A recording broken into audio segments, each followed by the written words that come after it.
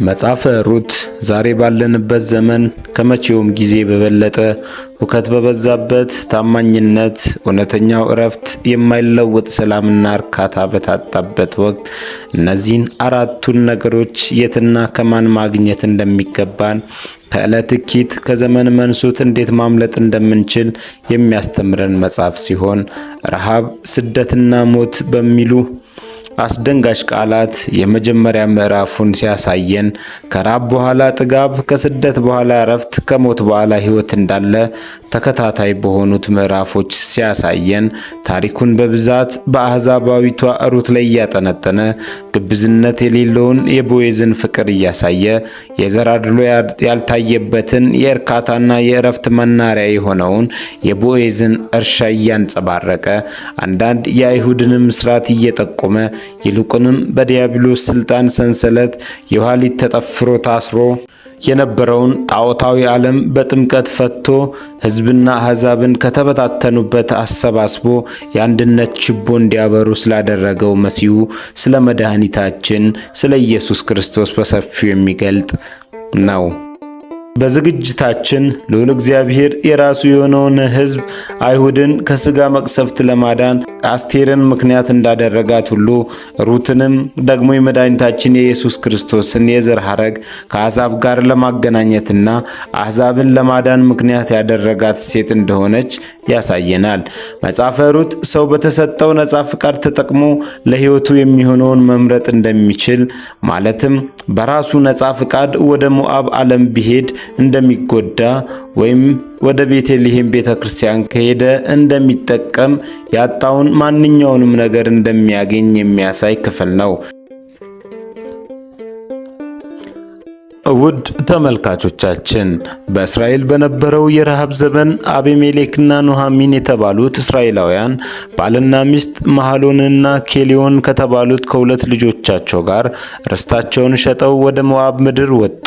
ሁለቱ ልጆችም ከሞዓባውያን ሴቶች መካከል ሩትና አሮፍን አገቡ። ከ10 ዓመት በኋላ አቤሜሌክና ሁለቱ ልጆቹ ሞቱ። ለእነርሱም ወራሽ አልነበራቸውም። ኑኃሚንም በሞዓብ ምድር ሳለች እግዚአብሔር ሕዝቡን በበረከት እንደጎበኘ ሰማች። ከሰማችም በኋላ ወደ ቤተልሔም ለመመለስ ወሰነች። ሁለቱ ምራቶቿን ከእርሷ ጋር እንዳይመለሱ 3 ጊዜ ጠየቀቻቸው። በዚህን ጊዜ አውርፉ በሞዓብ ለመቆየት ተስማማች። ሩት ግን ከኑኃሚን ጋር አብራ ለመሄድ ያላትን ቁርጥ ሐሳብ አስታወቀች። ይልቁንም ሕዝብሽ ሕዝቤ አምላክሽም አምላኬ ይሆናል በማለት ከሞት በቀር አንዳች የሚለያቸው እንደሌለ ተናገረች። ኑኃሚንና ሩትም የገብስ መከር በተጀመረ ጊዜ ወደ ቤተልሔም ደረሱ። ከዚህም በኋላ ሩት ለመቃረም ከአቤሜሌክ ወገን ባለጸጋ ወደ ሆነው ወደ ቦዔዝ እርሻ ሄደች። ቦዔዝም ሩትን አሰባት፣ ጥበቃም አደረገላት። ለኑኃሚንም የነበራትን ታማኝነት ወደደላት። በልቡ ቦታ አገኘች። ከአጫጆችም ጋር እንድትመገብም ፈቀደላት። የገብሱ አጨዳ አብቅቶ መቃረም ሲጀምር ሩት በኑኃሚን ትእዛዝ መሰረት ወደ ቦዔዝ አውድማ በመሄድ የቦዔዝን ጥበቃ ጠየቀች። ቦዔዝም ሲነጋ ከእርሱ ይልቅ የሚቀርበው ዘመድ የማያገባት ከሆነ እንደ አይሁድ የጋብቻ ሥርዓት እንደሚወረሳት እንደሚያቤዣት ቃል ገብቶላት 6 መስፈሪያ ገብስ ሰጥቶ ወደ ቤቷ ላካት። ቦዔዝም 10 ሽማግሌዎችን ይዞ በከተማይቱ በር ተቀመጠ። የአቤሜሌክን የቅርብ ዘመድ የአቤሜሌክን ጤንጦ እንዲገዛ ጠየቀው። ይህም የተቀደሰው ርስት በቤተሰቡ ባለቤትነት መቆየት ያለበት ነው። በተጨማሪም የሞተውን የባሏን ስም ለመጠበቅ ሩትን ማግባት ግዴታው መሆኑን ገለጸ። ያም የቅርብ ዘመድ የራሴን ርስት እንዳበላሸ መቤዠት አልችልም፣ ሩትንም የማግባት አቅም የለኝምና አንተ መቤዠቱን ውሰደው ብሎ ከእርሱ በኋላ ላለው ለኑኃሚን ዘመድ ወይም ለቦዔዝ ነገረው። ሩትም ለቦዔዝን አገባች፣ ከእርሱም ኢዮቤድን ወለደች። ኢዮቤድም ለኑኃሚን የአቤሜሌክን ዘር የሚተካ ሆኖ ተሰጣት። እርሱም የነቢዩና የንጉሡ ዳዊት አያት ሆነ።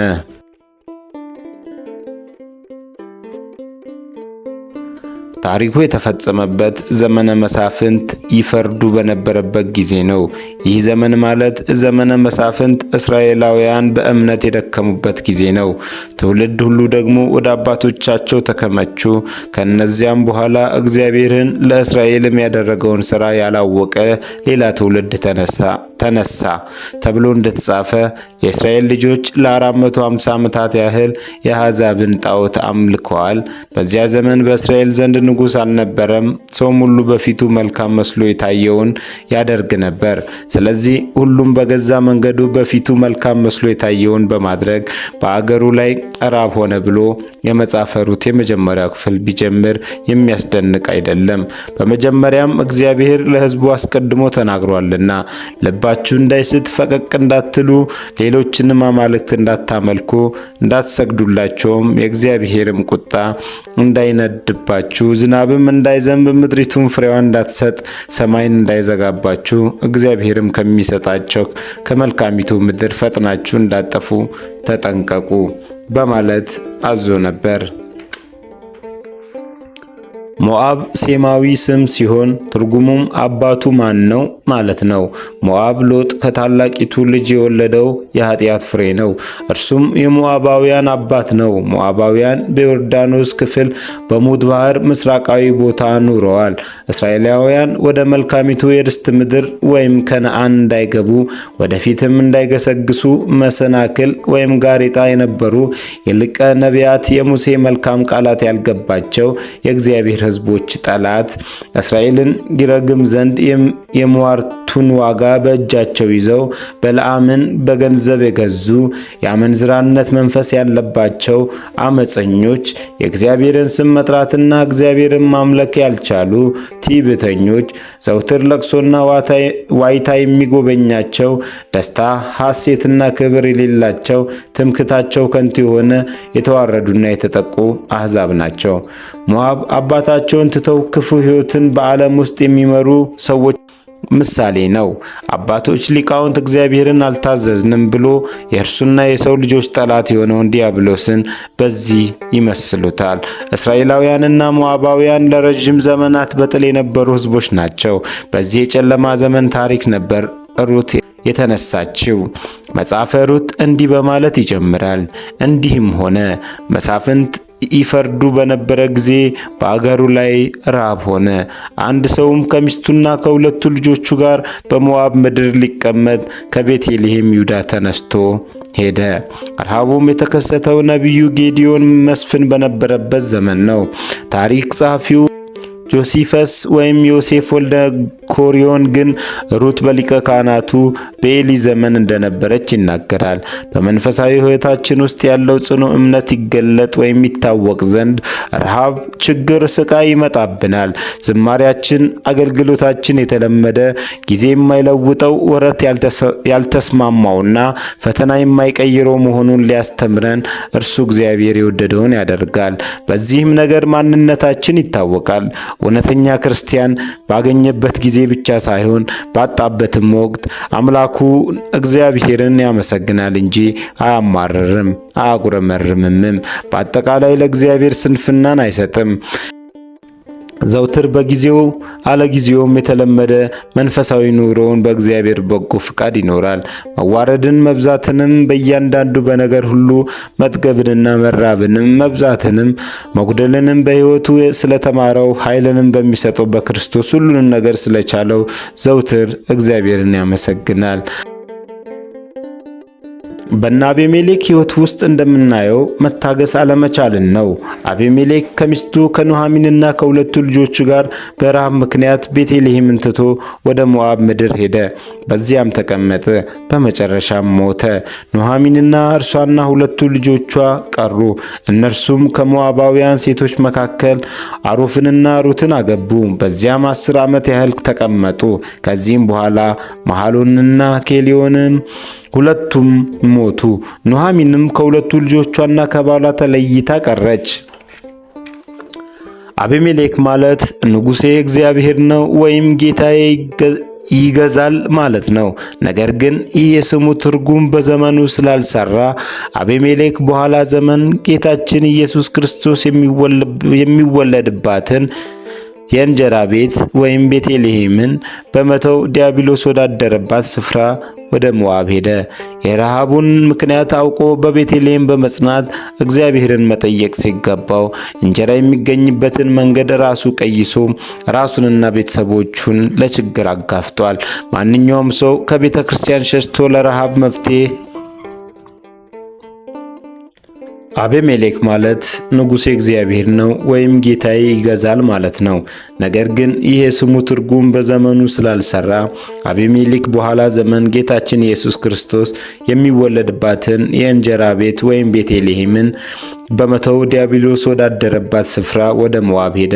የረሃቡን ምክንያት አውቆ በቤተልሔም በመጽናት እግዚአብሔርን መጠየቅ ሲገባው እንጀራ የሚገኝበትን መንገድ ራሱ ቀይሶ ራሱንና ቤተሰቦቹን ለችግር አጋፍጧል።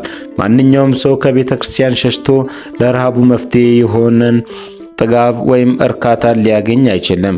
እርሱንና ቤተሰቡን ለችግር ይዳርጋል እንጂ አዳም በኤደን ገነት እያለ የረካውን ያህል በምድረ ፋይዳ በዚች ዓለም የሚረካ አልነበረም። አቤሜሌክ ከቤተልሔም በመውጣት ለእግዚአብሔር መታዘዝን ስላላሳየ ለሰይፍ ሞት በቃ። ፈተናና ችግር፣ ረሃብና እርዛት ሲገጥመን ምክንያቱን ከነመፍትሄው በቤተ ክርስቲያን ሆነን መጠየቅ እንጂ ቤተ ክርስቲያን በመውጣት በራሳችን የምንቀይሰው መፍትሄ ወይም መንገድ ለችግርና ለስቃይ ብሎም ለሞት ይዳርገናል። የአቤሜሌክ እምነት ድካም በልጆቹ ስም አመጣጥ ይታወቃል። የአቤሜሌክ የእምነት ድካም በልጆቹ ስም አወጣጥ ይታወቃል። የአንደኛው ልጅ ስም መሐሎን ይባላል። የስሙ ትርጉምም ሕማም፣ በሽታ፣ መሃንነት ማለት ነው። የሁለተኛውም ልጅ ኬሊዮን ይባላል። የስሙ ትርጉምም መጥፋት፣ መበተን የሚል ትርጉም ያለው ነው። የሚስቱ የኑሃሚን የስሟ ትርጉም ግን ደስታ ወይም ደስታዬ፣ ሐሴቴ፣ ጣፋጭነት የሚል ትርጉምን የያዘ የንዕማን አነስታይ ጾታ ነው። መከራ ያለወጠው በእምነት የጸና ክርስቲያን በማናቸውም ጊዜ ምኞቱ፣ ቋንቋው ወይም ንግግሩ ያማረ ሲሆን ምስጋናም ዘወትር ካንደበቱ አይጠፋም። በአቤሜሌክ ምክንያት የልጆቹ ስም እንደተበላሸ ወላጆች ለልጆቻቸው ስም መጥፋት ምክንያት ናቸው። ስብዕናቸው፣ ማንነታቸው ስማቸውን ይጠቁመናልና። አቤሜሌክ ከእግዚአብሔር ሌላ የሚመገበው ወይም የሚያበላው ንጉሥ ፈለገ። የሥጋ ደስታ የሚል ትርጉም ያላትን ሚስቱ ኑሃሚንና የመንፈሳዊ ድክመት ፍሬዎች የሆኑትን ሁለቱን ልጆቹን ይዞ ተሰደደ። ውጤቱ ግን ለእርሱ ወራሽ ላልተውት ልጆቹ ታላቅ ኪሳራ ወይም ጥፋት፣ ሞትም ጭምር ነበር። አሁን የወላጆች በእምነት መድከም ለልጆች ሕይወት መጥፋት ዋነኛ ምክንያት ነው። የወላጆች የእምነት ድካም ማነስ በልጆች ሕይወት ላይ ተጽዕኖ ያሳድራል። ከእግዚአብሔር ርቀው ከቤተልሔም እንዲወጡ ሕግንም ጥሰው የሞዓባውያንን ሴቶች እንዲገቡ ሆነዋል። ለሞትም በቅተዋል። አቤሜሌክ ከሚስቱ ከኑሃሚን ወይም የሥጋ ደስታና ከሁለቱ ልጆቹ ወይም ስጦታዎቹና ኃይሎቹ ጋር ሊያርካቸው ወደማይችል ካሰበ በኋላ ኮበለለ። ከመንፈሳዊና ከሥጋዊ ኃይሉ ሕማም መበተን ጋር ሁሉንም ይዞ ከሀገሩ ወጣ። ከቤተልሔም ወይም ቤተ ክርስቲያን የመልካም የጥሩ ሕይወት ምንጭ ናት ብሎ ወደ አሰባት ወደ ሞዓብ ወይም ዓለም ስፍራ ሄደ። በዚያም ከሞት ጋር ተገናኘ። ለሰው ቅን የምትመስል መንገድ አለች፣ ፍጻሜዋ ግን የሞት መንገድ ነው እንዲል ጠቢቡ ሰለሞን። በሞዓብ ዓለም ምግብ ሊኖር ይችላል፣ ነገር ግን ሕይወት ወይም እስትንፋስ በእግዚአብሔር እጅ ናቸውና ጊዜያዊ ጥጋብን ፈልጎ የሕይወትን እንጀራ እግዚአብሔርን መተው ግን ታላቅ ስህተት ነው። እግዚአብሔር ሕዝቡን አምልኮ ጣዖትን እንዳይከተሉ ከአሕዛብም ጋር በማናቸውም ነገር ኅብረት እንዳይኖራቸው አሞናዊና ሞዓባዊ ወደ እግዚአብሔር ጉባኤ አይግባ ብሎ አዞ ሳለ በዘመንህ ሁሉ ለዘላለም ሰላምና ልማት ለእነርሱ አትሻ። የተባለውንም ትእዛዝ ጣሰ። በዚህም ምክንያት ኑኃሚን ባሏን አጣች፣ ልጆቹም ከሕግ ውጪ አሕዛባውያንን አገቡ። አቤሜሌክ በሞዓብ ለተወሰነ ጊዜ ለመኖር ተመኝቶ ነበር። ውጤቱ ግን በዚያው የሞዓብን እንጀራ ሲመኝ ወደ ሀገሩም ወደ ቤተልሔም ሳይመለስ ሙቶ ቀርቷል። አሁን የሞዓብን እንጀራ የሚመኝ ሁሉ እንደወጣ ወደ ቤተልሔምም ወይም ቤተ ክርስቲያን ሳይመለስ ይቀራል። ከቤተ ክርስቲያን መኮብለል እንደ ቀላል ይታይ ይሆናል። መዘዙ ግን በጣም የከፋ ነው። ሰው የሚዘራውን ሁሉ ያንኑ ደግሞ ያጭዳልና፣ በገዛ ስጋው የሚዘራ ከስጋ መበስበስን ያጭዳል፣ በመንፈስ ግን የሚዘራ ከመንፈስ የዘላለም ሕይወትን ያጭዳል እንዳለ ሐዋርያው ቅዱስ ጳውሎስ። አቤሜሌክ የዘራውን ያንኑ የስጋ ፍላጎት ሞትን አጭዷል ወይም አግኝቷል። አቤሜሌክ ምንም እንኳ ረሃብ በቤተልሔም በርስቱ ምድር ቢነሳም መታገስ ነበረበት። የመከራን ቀን ዝም ብዬ ጠብቃለሁ፣ ምንም እንኳ በለስም ባታፈራ፣ በወይንም ሐረግ ፍሬ ባይገኝ፣ የወይራ ስራ ቢጎድል፣ እርሾችም መብልን ባይሰጡ፣ በጎች ከበረቱ ቢጠፉ፣ ላሞችም በጋጣ ውስጥ ባይገኙ፣ እኔ ግን በእግዚአብሔር ደስ ይለኛል፣ በመድኃኒቴ አምላክ ሐሴት አደርጋለሁ፣ ጌታ እግዚአብሔር ኃይሌ ነው እንዳለ። አቤሜሌክ ግን የስሙ ትርጉም እግዚአብሔር ንጉሴ ነው የሚልን ትርጉም ይዞ ሳለ የመገዛት ወይም የመታዘዝ ሕይወት የሌለው ስም ብቻ ያለውና የሞተ ነበር። ስም አለህ ሞተሃል እንዲል አቤሜሌክ በቤተልሔምና በሞዓብ እንጀራ መካከል ያለውን ልዩነት አላውቅም። የሞዓብ እንጀራ ሞትን የሚያመጣ እንጀራ ነው። የቤተልሔሙ እንጀራ ለብዙዎች የሚበቃ ረሃብተኞች የሚጠግቡበት ዳግመኛም የማይራቡበት ነው። አቤሜሌክ ጊዜያዊውን ችግር ወይም ረሃብን ምክንያት በማድረግ ከቤተልሔም ምድር በመሰደዱ ለጊዜያዊ ችግር ብሎ ብኩርናውን ከሸጠው ከኤሳው ጋር ይመሳሰላል። ስጋዊ ባህሪያችን፣ ጊዜያዊ ፍላጎታችን የእግዚአብሔርን ሕግ ያቃርናል። የሞዓብን ዓለም ጊዜያዊ ደስታ እንጀራን ይናፍቃል። ነገር ግን ስጋዊ ባህሪያችን ወደ ሞዓብ ዓለም የሚስበንን ልንገታው ይገባል። ኑኃሚን መሬቱን ወይም ቤተልሔምን በመተዋ የዓለምን ደስታ ፈልጋ ነበር። ነገር ግን ሁሉንም ነገር አጣ። ይልቁንም የራሷን ደስታ አጣ። በምሬት ነበር የተመለሰችው። ስለዚህም ነገር የቤተልሔም የከተማይቱ ሰዎች ይህቺ ኑኃሚን ናትን እያሉ የተንጫጩት። የበደላችሁትን በደል ሁሉ ከእናንተ ጣሉ፣ አዲስ ልብና አዲስ መንፈስም ለእናንተ አድርጎ፣ የእስራኤል ቤት ሆይ ስለምን ትሞታላችሁ? የሟቹን ሞት አልፈቅድምና ይላል ጌታ እግዚአብሔር። ስለዚህ ተመለሱና በሕይወት ኑሩ። ጉዞ ከሞት ሀገር ወደ ሕይወት ሀገር።